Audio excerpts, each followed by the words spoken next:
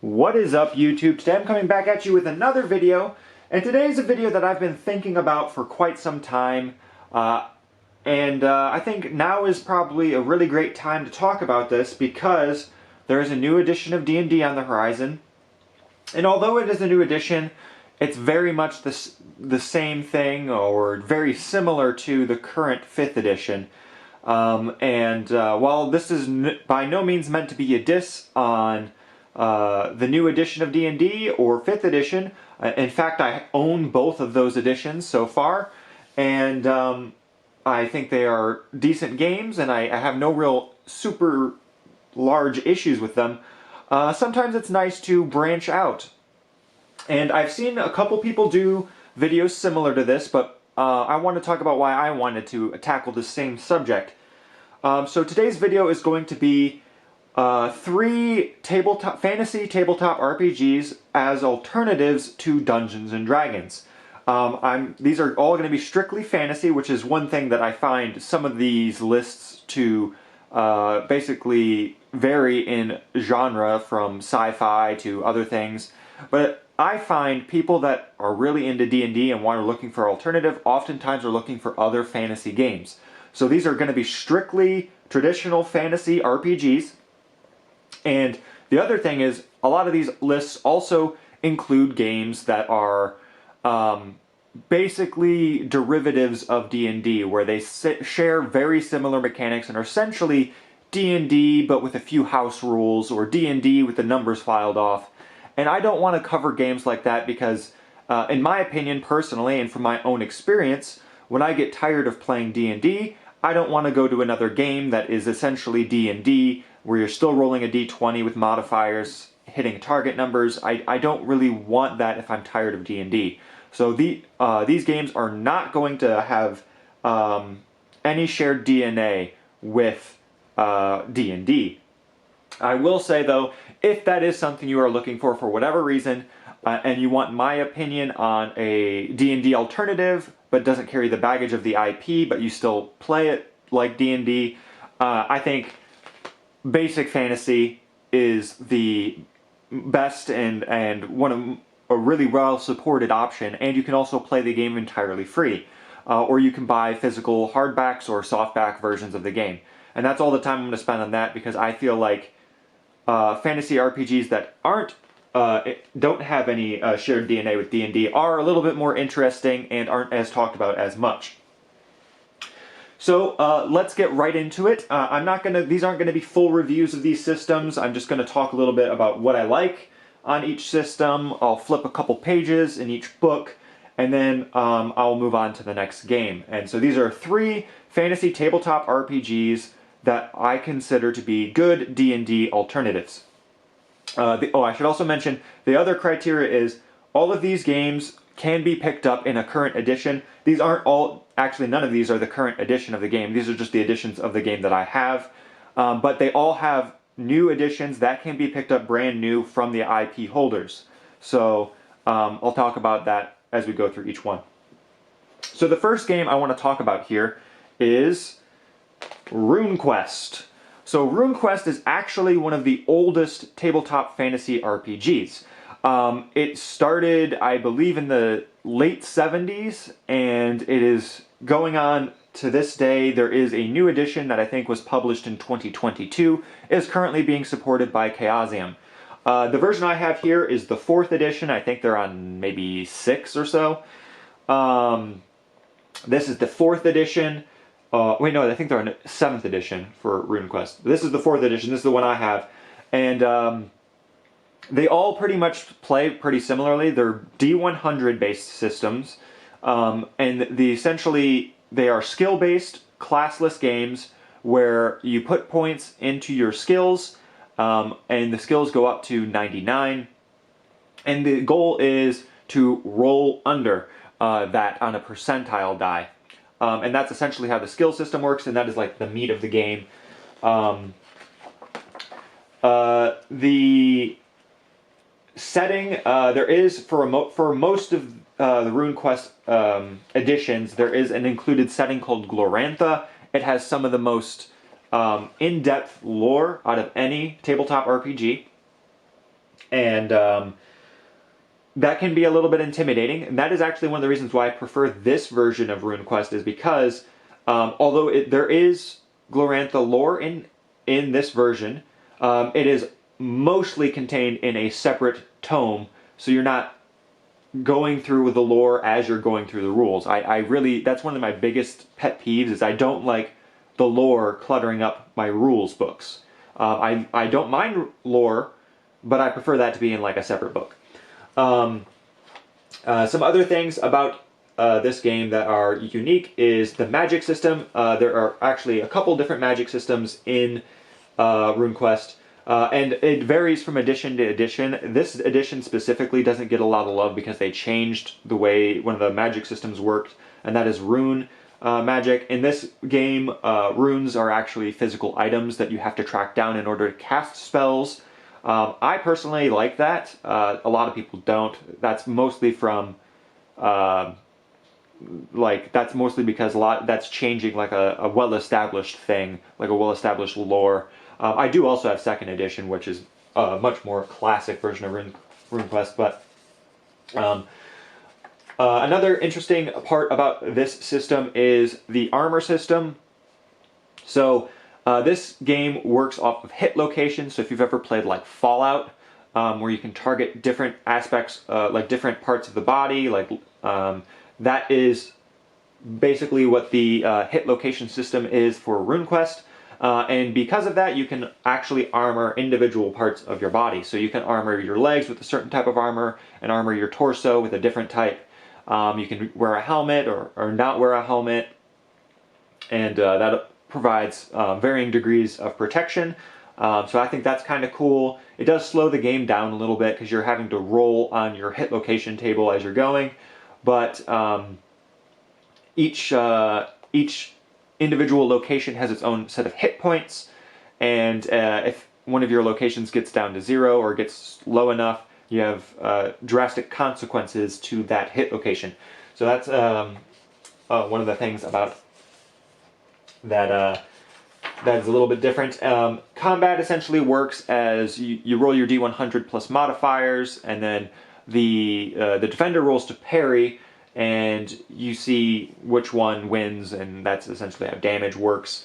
And there's also other modifiers for like cover and whatnot. Here you can see it's talking about hit locations. One thing about hit locations is obviously if you're doing humanoids, it's all going to be pretty much the same, but there is also some monsters, let me flip to the monster section of the book, have extra hit locations to account for their size. Like here, as you can see here, the centaur has a couple extra hit locations that you can see. Yeah, cults and religion takes a really huge precedence in this system. So cults are basically one of the ways you get magic. The magic system's pretty cool. It uses a mana-based system in addition to the rune-based system. Yeah, that's essentially, it's a fairly straightforward rules medium, I would say. Tabletop RPG utilizing the D100 as its base. And I think it's a pretty solid pick. There are tons of different editions of this game. Some really popular. This is probably one of the most unpopular ones. I guess the black sheep of RuneQuest fans, because I like this edition. Second edition is really popular. It did have a reprint. I'm not sure if that reprint is still available. I know for a long time it was available on Chaosium's website. You can pick up the second edition in hardback. I have already done that. And then there also, the other one that is currently in print is the 7th edition, which I believe is called RuneQuest Role-Playing in Glorantha. Now, what makes that one a little bit different than this one? It's very similar in style of game. Everything that I have said about this game pretty much applies to that game, although you do get a lot more lore and Glorantha material in that. And the other thing is, this is a single core book, and the new version is split between two. You have your core book and your bestiary. But that is, I think, a solid choice if you wanted to check that out, if any of that sounds interesting. All right, the next one I want to talk about is a really cool game I very rarely see mentioned, and that is Earth Dawn. So this is Earth Dawn. It comes in 2 volumes. There are currently 4 editions of Earth Dawn. It is in its 4th edition, and that is the current version. This is the previous edition. This is the 3rd edition. Most of the mechanics from edition to edition for Earth Dawn are very close, even closer than the edition between the editions of RuneQuest. The biggest thing is there's slight tweaking and balancing changes between edition to edition. And then also each edition has a little bit of a different format. This is another very heavy lore-based game. So this takes place in the world of Bersave. And unlike RuneQuest, where you can sort of separate the setting material from the campaign, from the rules material, Earth Dawn is very much an intertwined. Rules have to be played in Bersave. So if you are interested in a game where the actual rules reflect the setting itself, Earth Dawn is great pick for that. And there's a ton of lore material for Earth Dawn. So as you see here, Earth Dawn for the most part comes in 2 volumes. That includes the 4th edition also is 2 volumes. You have a player's guide and a game master's guide. The earlier editions are a single volume, 1st and 2nd edition. Each have a single core rulebook.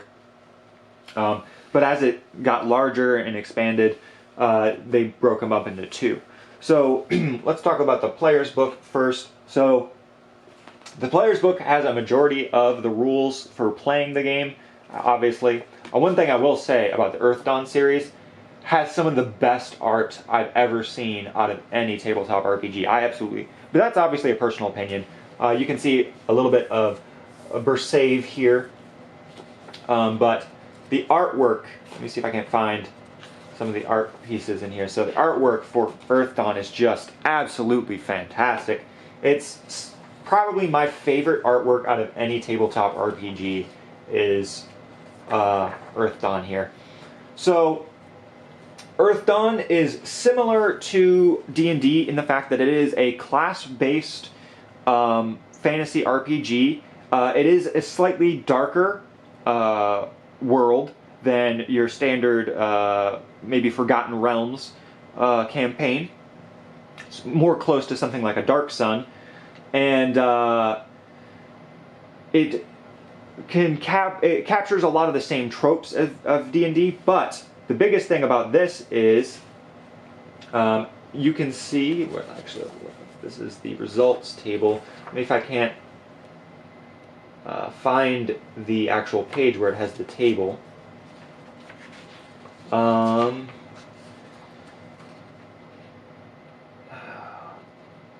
So this game, the dice system that this runs off of is actually called a step system. And I can't seem to locate the step system table, which I'm sure it is in here somewhere. Disciplines.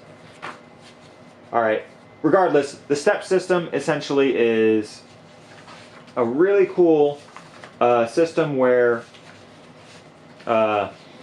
the way it works is as you get better and put ranks into certain skills and whatnot, you go up dice steps.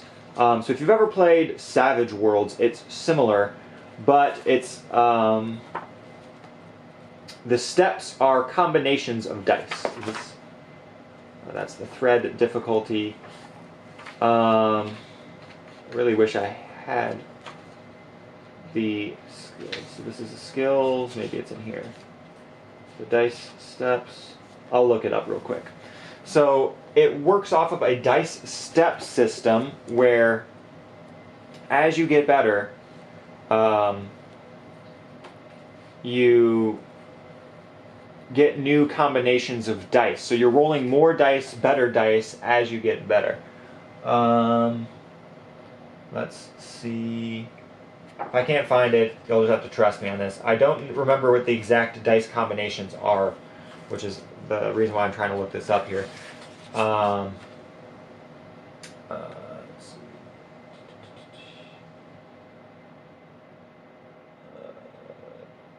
steps, page 13. So it is in here. I was at the very beginning. Disciplines. So the steps are, oh, here they are. So here are the dice steps. So as you get better, depending on the step number, you get different combinations of dice. So as you can see here, at step number 9, it's a D8 plus a D6 for the roll. 10th step, which is the one up from that, is 2D8, and then one up from that is D10 plus D8, then 2D10, and so on and so forth. And you get different dice combinations as you go down, all the way up to a 5D12 plus 2D10. So there's different combinations of dice as you get better, and then you're basically trying to overcome target numbers from different, as you can see here, here's some of the results for the difficulty numbers. So these are the different difficulty numbers, and then you can have different range of results from pathetic, poor, average, good, excellent, and extreme good outcomes. And pretty much that's how everything works in here. It's a universal mechanic where pretty much everything rolls on the step system. There are a good number of races in here. You have all your common races that you are very familiar with. In addition, you also have a couple extra ones.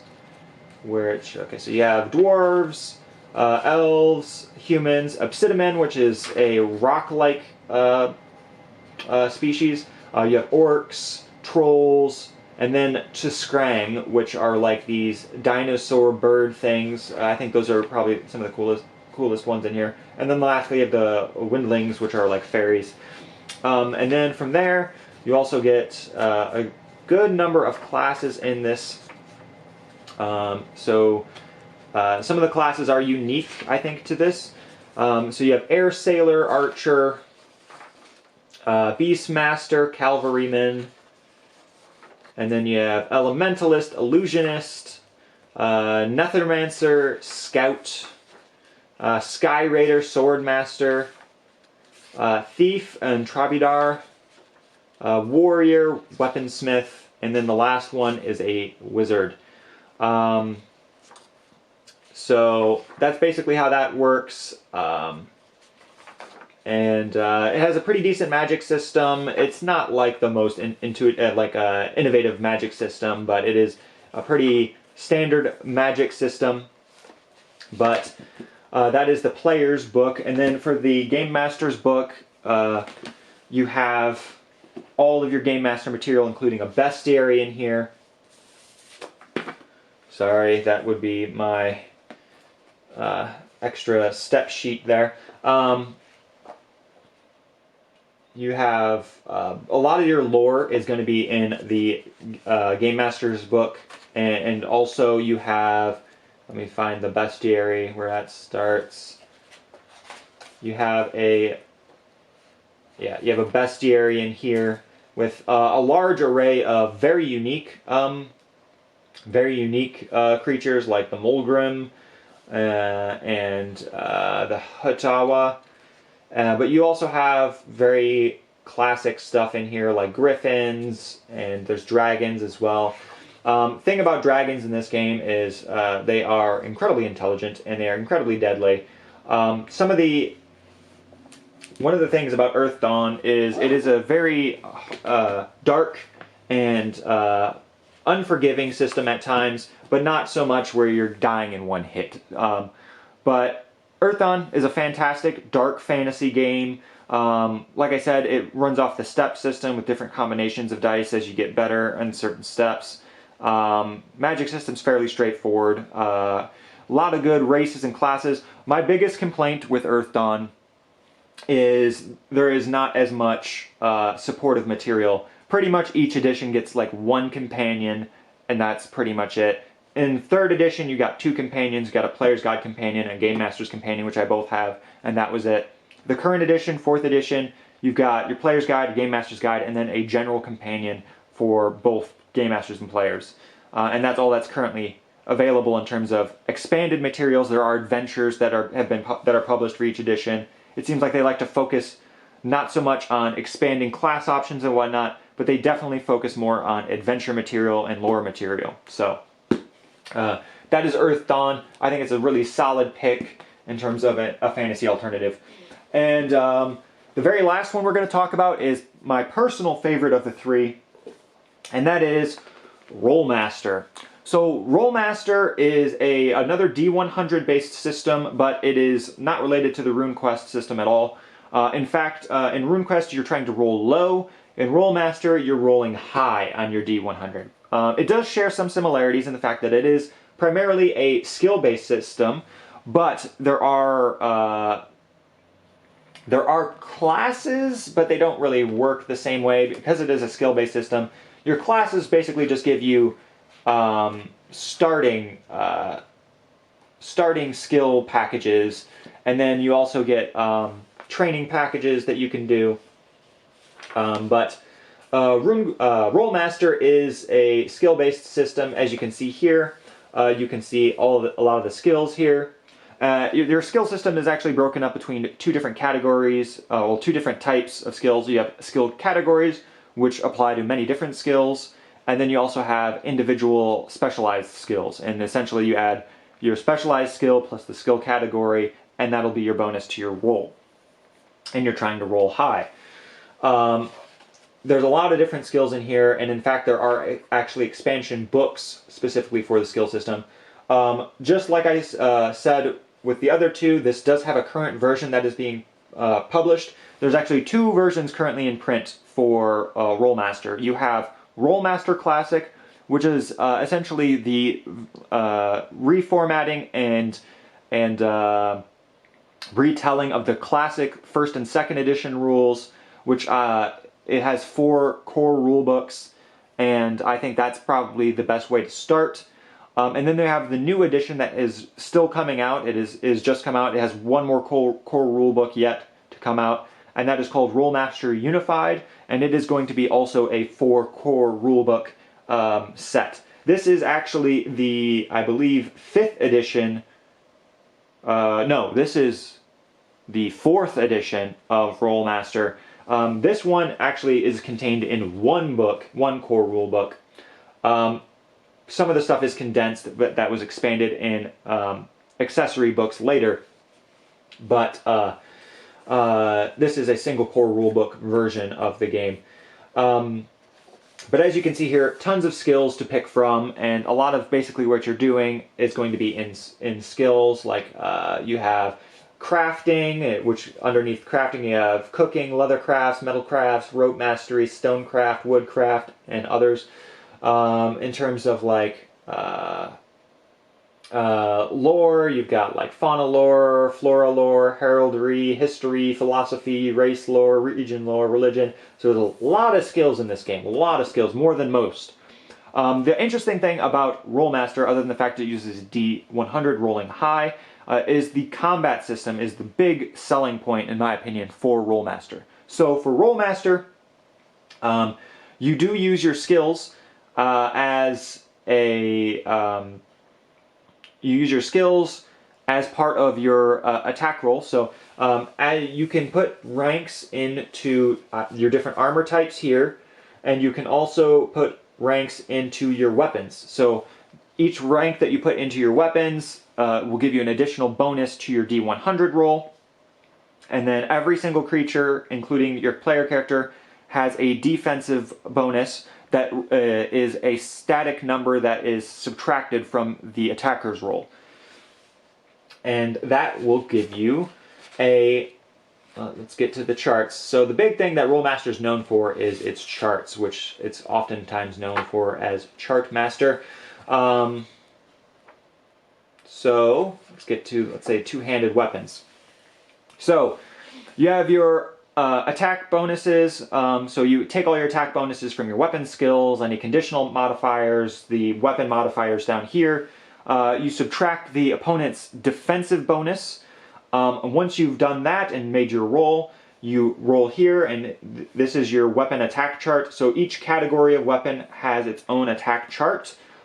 This can be expanded in an accessory where each weapon itself has its own attack chart. But by default in the 4th edition, categories have their own attack charts. So say you're using a two-handed weapon. You have everything from zeros all the way up to 150. Say you rolled a 100 flat against plate armor, that will give you straight 12 damage. So how much damage you do is based on this chart. But in addition, you'll see some of these have letters. So let's say you rolled something a little higher. You rolled an 130 against plate armor. You do 16 damage and you see a C here. And that means you have to go to the critical table because these letters are for critical hits. So since we're using a two-handed weapon, we're going to be going to the slash, and we're at a level C critical. So we are cold crush slash. So this is the slash critical table. So from this point, you roll an unmodified D100, and we are in category C, which is this column here. So let's say you rolled a 66. So you're here, you have your 66, go to column C, and it says, your swing falls short when foe leaps back. You shatter foe's knee, foe is knocked down, they get +6 more damage, and then they are stunned for 3 rounds, and have a -90 to their movement speed. So that is essentially how the critical tables work. It's not as hard as it sounds, you're just cross-referencing. But it gives you a lot of granularity in the combat system. Spells work very similarly. It is a magic point system.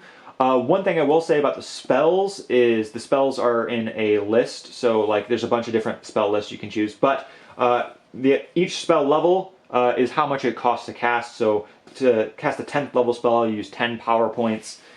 And then you also do, for an attack spell, you would roll on your spell attack tables, which work the same way as weapon attack tables. And then from there, you can also see these have criticals as well. And if you do extra well, you have your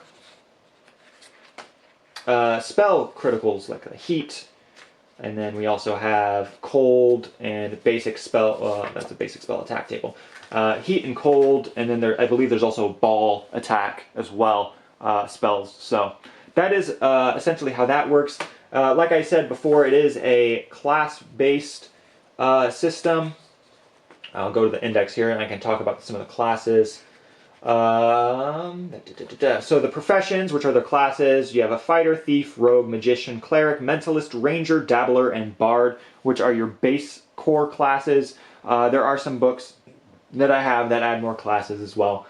And then for races, the core book only has 5. You have common men, high men, wood elves, dwarves, and halflings. There are additional books that add a good number of races as well. So there's a lot of support for this system. But that is essentially, in my opinion, some good alternatives that share no common DNA with D&D, but are good fantasy RPGs that are currently in print. So let me know what you guys think in the comment box below. What one of these games sounded interesting to you? Do you have any recommendations for tabletop fantasy RPGs that are alternatives to D&D? Like I said, this doesn't mean that I dislike D&D or think it's the worst, but sometimes you just get burnt out in playing the same system for years and years and years, and you want something new. And in my opinion, if you're going to try something new, you might as well move as far away as possible from D&D in terms of mechanics, and that's where these 3 come in. They all handle the standard traditional fantasy tropes, but they all have very different mechanics than each other and D&D. So that is all I have for you guys. I hope you guys enjoyed seeing this small spread of different fantasy tabletop RPGs. I would like to do in-depth reviews on all of these games eventually. I'm not sure when I'll get to that, but that is something that I look forward to doing. So I hope you guys enjoyed this video. Thank you for watching, and I will see you guys next time. Peace.